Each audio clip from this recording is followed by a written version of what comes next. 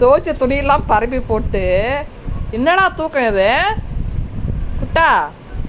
நான் ஒரு ஓரமாக தான்டா வச்சேன் நான் துணியை. ஆ எப்படா பரப்பி வச்சுக்கிற துணியை?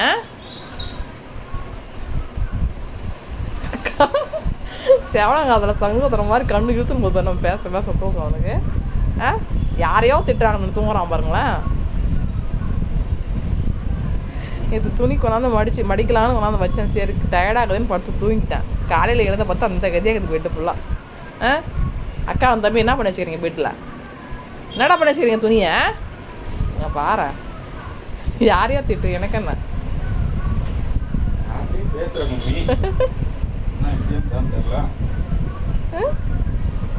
எப்படி தூங்குறான் பார்த்தீங்களா? வெளில போயிட்டு வந்தால் அந்த 2வது தூக்கம் குட்டி தூக்கம் தூங்கிடணும்.